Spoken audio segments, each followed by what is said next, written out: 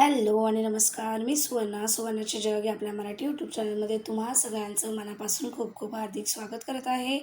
आणि आज आपण बघतो एकदमच चविष्ट, चवदार, खमंग असा ढोकळा आणि तोही अगदी काही मिनिटातच आणि एकदम सोप्या पद्धतीने आपल्या घरच्या साहित्यांमध्ये आणि सहज कुणालाही बनवता येईल इतकी ही सोपी रेसिपी आहे. आणि दिसायला बघा किती मस्त दिसतोय. तसाच स्पॉन्जी असा झालेला आहे. बघा मी तुम्हाला जवळून दाखवते आणि एकदम मस्त असा झालेला आहे. एकदम स्पॉन्जी, फ्लफी. तर जर तुम्हाला संपूर्ण रेसिपी शिकायची असेल तर प्लीज व्हिडिओला शेवटपर्यंत नक्की बघा. चला तर मग रेसिपीला सुरुवात करूया. तर बघा सुरुवातीला मी एक बाऊल घेतलेला आहे.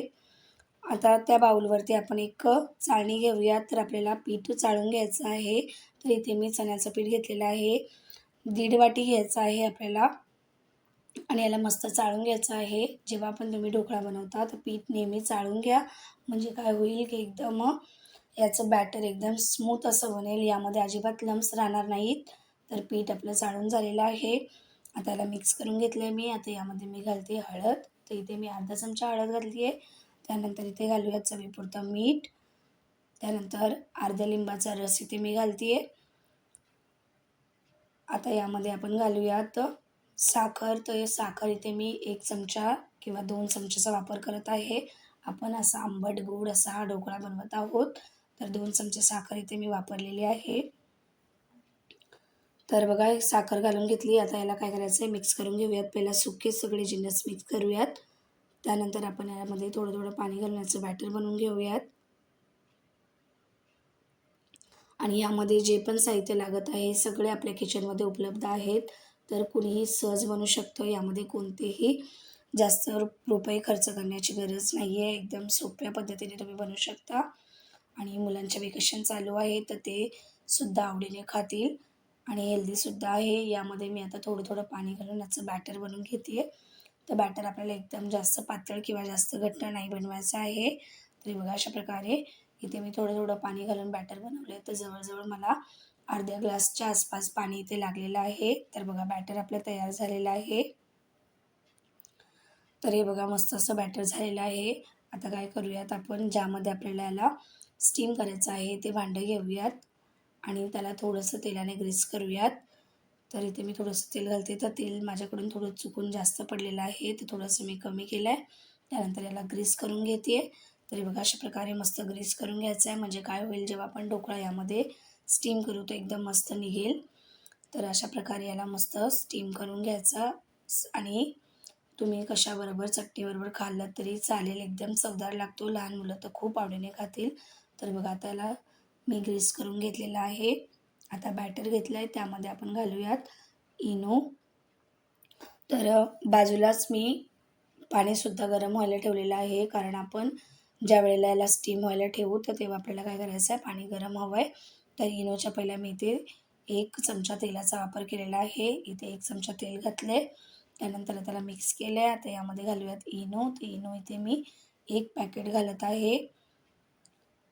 1 पॅकेट इथे घालून घ्यायचं आहे आणि मग आपल्याला लगेच याला स्टीम व्हायला ठेवून द्यायचं आहे. कारण ही प्रोसेस आपल्याला पटपट करायची आहे. नाहीतर काय होतं की मग ढोकळा ना चिपकला जातो, पचकतो आणि मग व्यवस्थित फुलला जात नाही. आणि जेव्हा आपण ढोकळा स्टीम करतो ना तर त्यावेळेला आपल्याला काय करायचं आहे की 10 मिनटं किंवा 2 मिनटं पहिलाच पाणी एकदम मस्त उकळवून घ्यायचं आहे. मीडियम फ्लेमवरती 10 मिनटं किंवा मग हाय फ्लेमवरती ठेवणार तर 2 मिनटामध्ये पाणी एकदम उकळून होतं. तर पाणी उकळलं की मग काय होतं की हा अजिबात चपकत नाही आणि एकदम मस्त फुलतो. तर बघा इनो मी घालून बॅटर मिक्स करून घेतलं आहे. आता आपण सगळं बॅटर काय करूयात तर बघा असं प्लेटमध्ये सगळं मिश्रण मी काढून घेते आहे.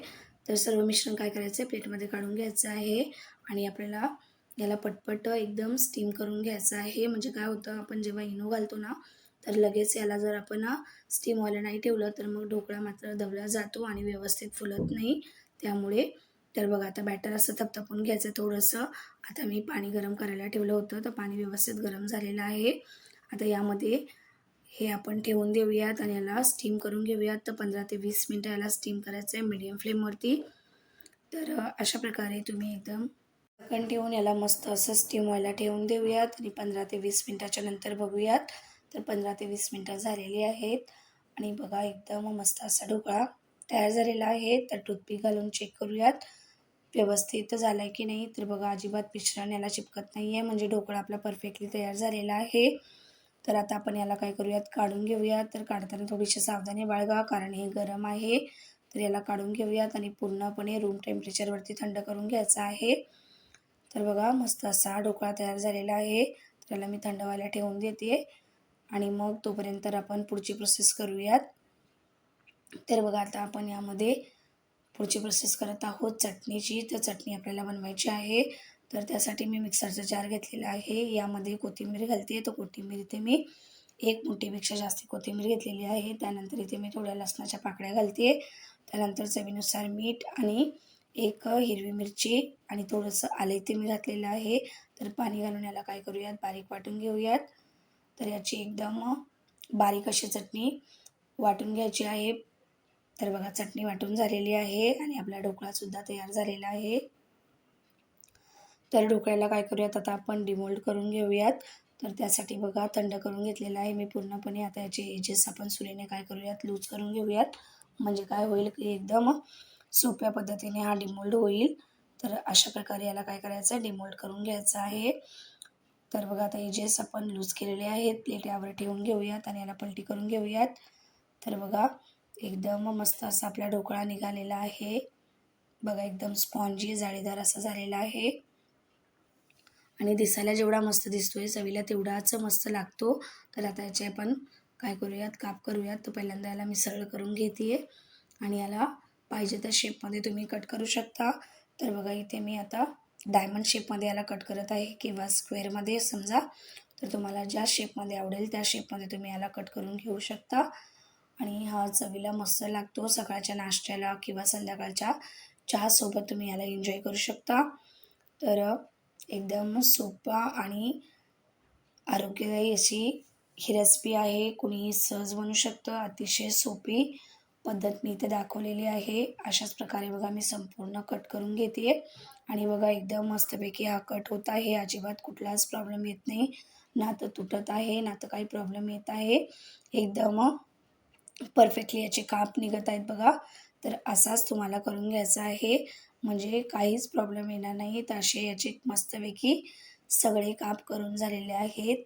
आता आपण काय करूयात, यामध्ये फोडणी घालूयात. तर फोडणी घालण्यासाठी पुढची रेसिपी करूयात. तर बघा तुम्हाला जवळून मी तोपर्यंत दाखवते. बघा एकदम स्पॉन्जी आणि जाळीदार असा ढोकळा तयार झालेला आहे. एकदम नरम आणि यामध्ये आपण कोणतेच जास्त एक्सपेन्सिव्ह इन्ग्रेडियंट वापरलेले नाही आहे. एकदम घरच्या साहित्यातून आपण याला बनवलेलं आहे. तर बघा आता मी फोडणीची तयारी करते. तर त्यासाठी बघा मी एक फोडणीसाठी पॅन घेतलेला आहे लहानसं. त्यामध्ये तेल घालूयात आपण. तर इथे मी 1 ते 1.5 चमचा तेल घातलं आहे. त्यामध्ये आपण राई घालूयात आणि जिरा घालूयात. तर इथे सुद्धा आपल्याला जास्त जिन्नस घालायची गरज नाही आहे. आता त्यानंतर यामध्ये घालूयात कढीपत्ता. कढीपत्ता इथे आवर्जून घाला, याची चव आणि मस्त येते ढोकळ्यावरती. त्यानंतर इथे मी 2 ते 3 हिरव्या मिरच्या घातलेल्या आहेत बारीक कापून. आता यामध्ये घालूयात साखर. तर इथे साखर मी थोडीशी घालते. तर पहिला मी इथे पाणी घातलेलं आहे. तर इथे मी अर्धा ग्लास पाणी घातलं आहे. त्यानंतर यामध्ये मीठ आणि साखर घालते 1-2 चमचे आणि सगळ्याला उकळून घ्यायचं आहे. तर मिश्रण आपलं तयार झालेलं आहे. आता याला आपण ढोकळ्यावरती घालून घेऊयात. तर हे बघा अशा प्रकारे याच्यावरती पूर्ण स्प्रेड करून घेऊयात. म्हणजे काय होईल की हे ढोकळ्यामध्ये आतपर्यंत जाईल आणि ढोकळा एकदम रसरशीत असा लागेल. तर बघा एकदम चवदार आणि मस्त असा ढोकळा तयार झालेला आहे. तर याला आपण प्लेटमध्ये काढून घेऊयात. तर मी याला प्लेटमध्ये काढून घेते आहे. तर हे बघा दिसायला किती मस्त दिसतोय. तर चवीला तितकाच मस्त असा तयार होतो आणि लागतो. तर नक्कीच ट्राय करा आणि तुम्हाला ही रेसिपी कशी आवडली नक्कीच मला कमेंट करून कळवा. तर बघा मी तुम्हाला जवळून दाखवते किती मस्त हा ढोकळा तयार झालेला आहे. पहिल्यांदा सगळं आपण प्लेटमध्ये काढून घेतलं आहे.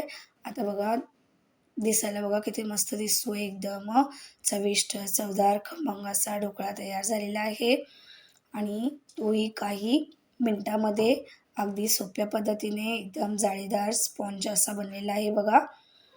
तर तुम्ही सुद्धा याला बनवू शकता एकदम कमी वेळामध्ये. तर जर तुम्हाला माझी रेसिपी आवडली तर प्लीज व्हिडिओला लाईक करा, शेअर करा, कमेंट करा. सबस्क्राईब करा माझ्या चॅनलला अशाच सोपी रेसिपी बघण्यासाठी आणि वेळात वेळ काढून व्हिडिओ बघितल्याबद्दल तुमचे मनापासून खूप खूप धन्यवाद. चला तर मग भेटूयात एका नवीन रेसिपीमध्ये. तोपर्यंत काळजी घ्या. अशाच नवीन रेसिपी ट्राय करत राहा. तोपर्यंत